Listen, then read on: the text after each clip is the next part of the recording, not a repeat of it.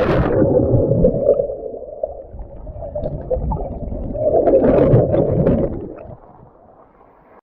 up, people? Johnny here again.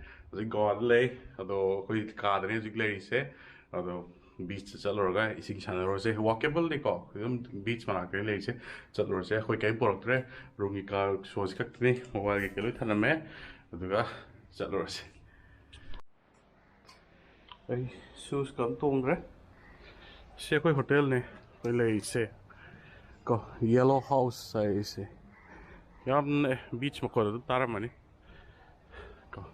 Nungai lising ama changa koi le jima pa si guest house ni ka lega sei da swimming pool le ka plus ka gi gym ni si le si duga thokra si gate ne main gate gym jile to sana ne gate su sana ge ko ai exit camera di gi na me e di ko kam tong re ko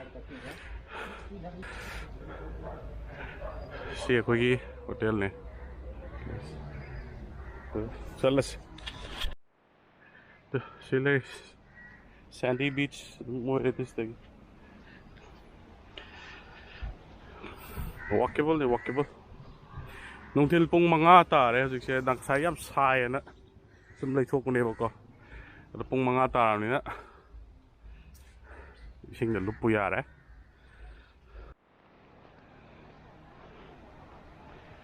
beach ale Hola sing da chong dar se आगे से ना boy vagator के fort मुझे चंपोरा fort है तो दिल चाहता है कि नमम दो तो इस तरह नमी से अगर कोई होटल दो ना इसलिए ना दो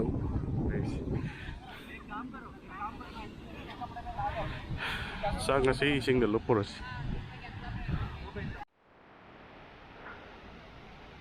iro hai tam na khwang mok tang lupage sunset su urani sidagi ale sunset tarani sunset beach ni background da hotel ale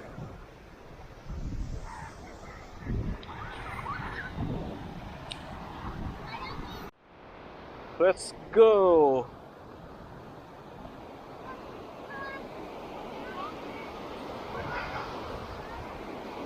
Masih meet it dego. Wah, ini.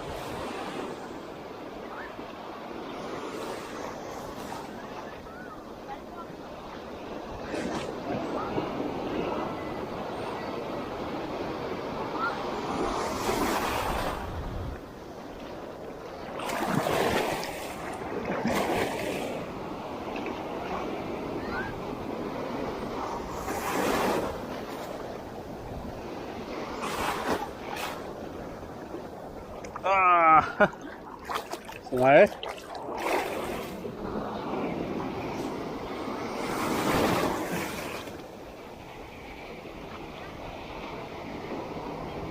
Yap thiên liye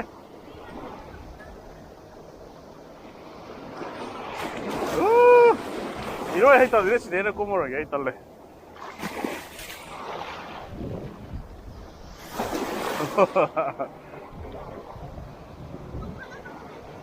Tunggu terus ya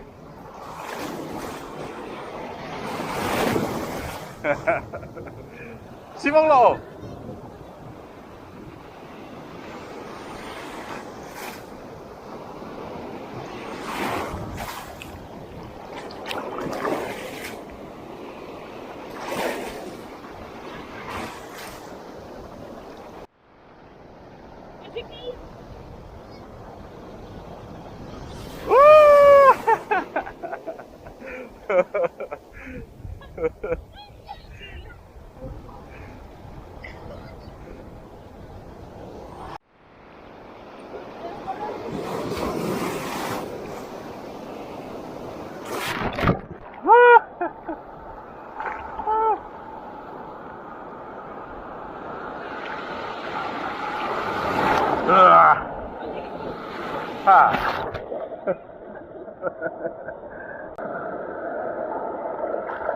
Wow! Two more!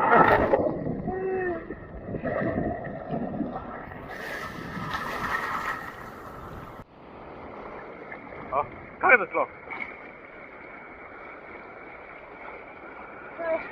Sige na nga ba? May play ko.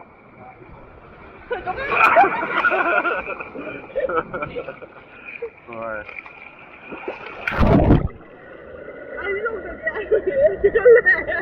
What the drink?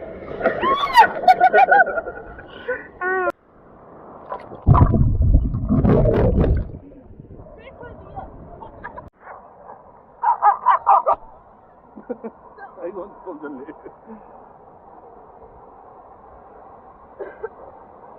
So I beat the guy sing a son of the book. Sound can top can go, ma'am. You know, they see I cannot talk on action camera and I'm Germany. Aduga waterproof case, take a little happening. Sound Kata don't want there, my job them in a car. The background beach came across the jam later. Although, see vagator beach, you know, music for me. Aduga, massage nale. Quite no, I'm not the hotel again. 2 minutes walk to them, they could call up about them later. No, I see you come to.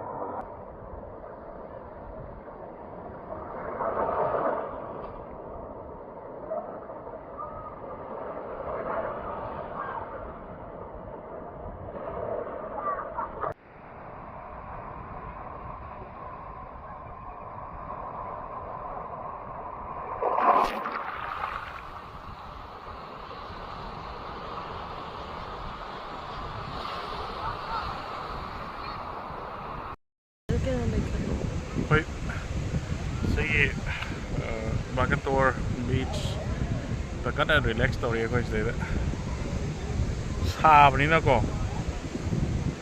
Uy, de yan. Sabi di pa din sari. Atang pothara relaxed okay. Usual lore to look ne ay di ko di hotel sila dum lai ramina ko. Usual lore to. Bawa si kong ginana. Beach adle. Sayang.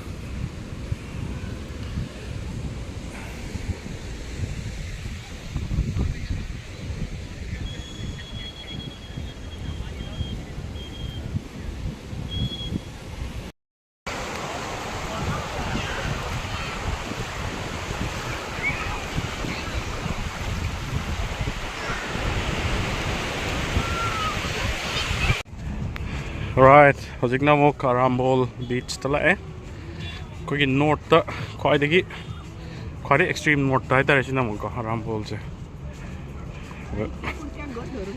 ching ma thak ne ching ne ki direct to sidagi ching ne ki direct kumda ba ga beach ale so this garden lai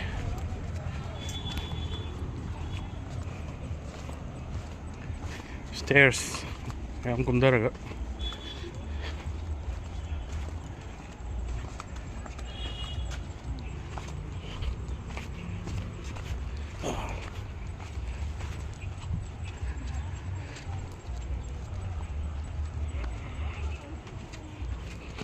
backwater sile backwater sila laga beach lak leba bridge masa sila laga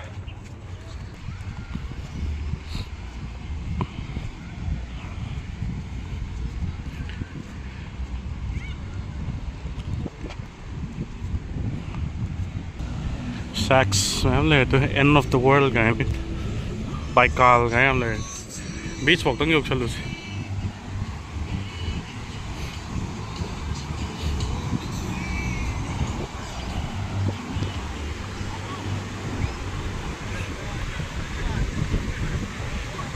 See you later, ma'am.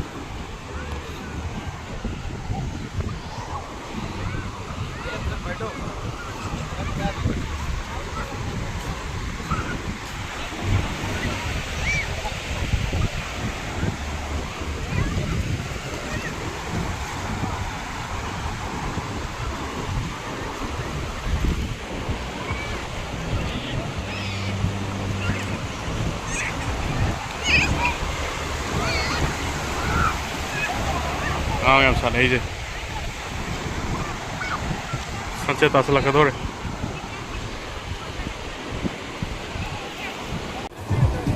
DJ night ke ma arambol da invitation pichala me. Russian nubi masa pasabi na kaya. Russian PM na invite oksala me.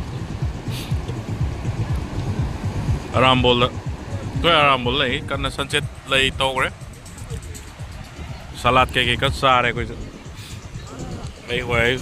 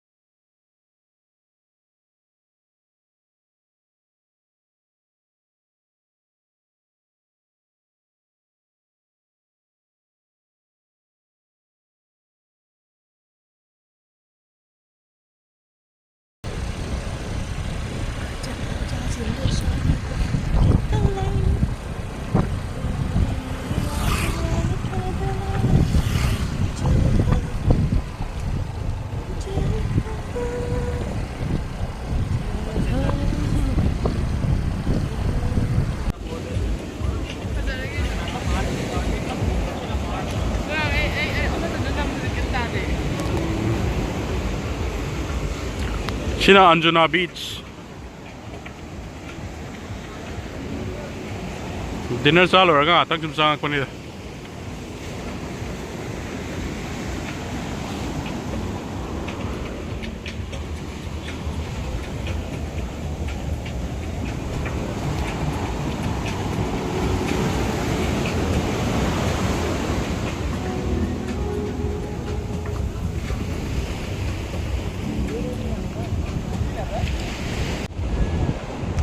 Nightlife in Goa.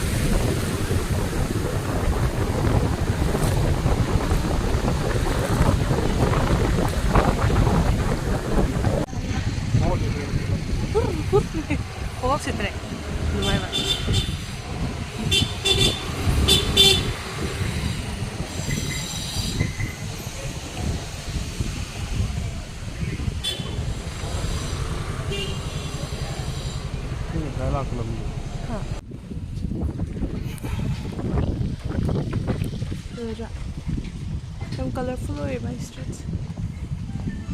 Portuguese matamda saramlagi semdokchur mal kar semgatna. Sigise.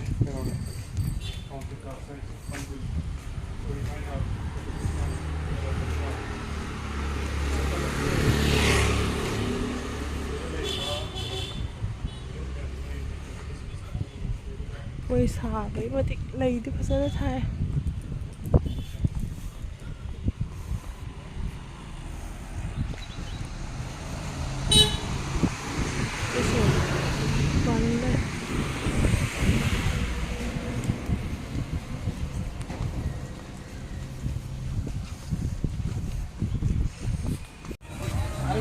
Koi Baga Beach to amuk lae. Yengose ko ma'am.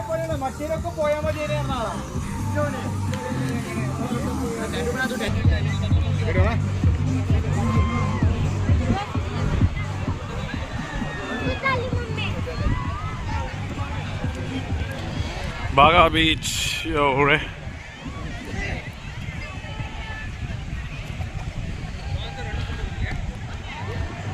Smidi kuchil lama. Overcrowded hoy bane Baga Beach se. यार के दि से चत्तो काय bon photography tong dari sao khang đấy ngang cái không chỗ lên lo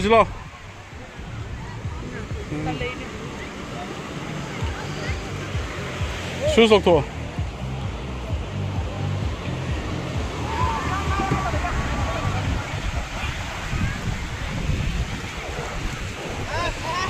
rồi nghe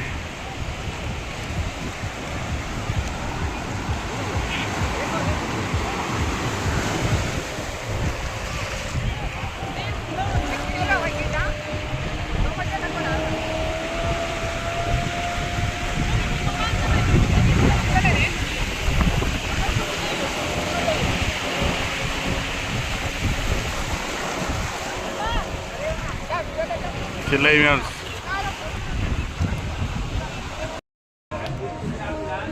Baga Beach ta ne ju lei se koi lunch a ge to ne bira tha ga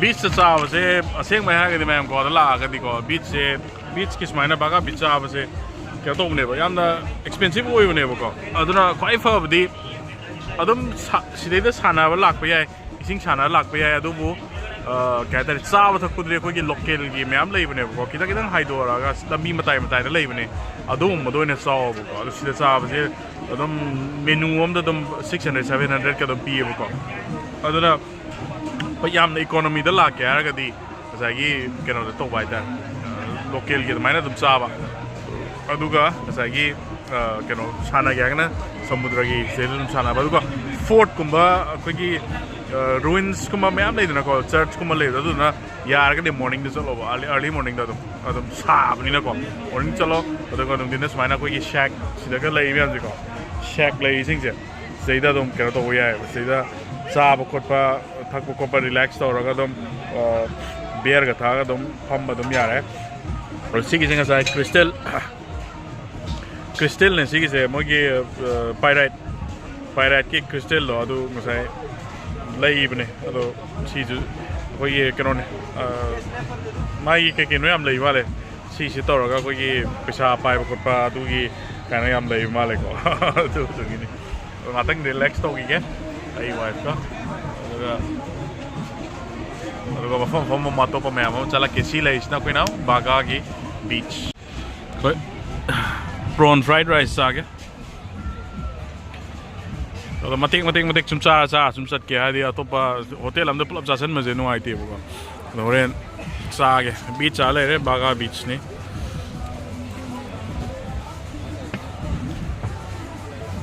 yam Sai weather yam Sai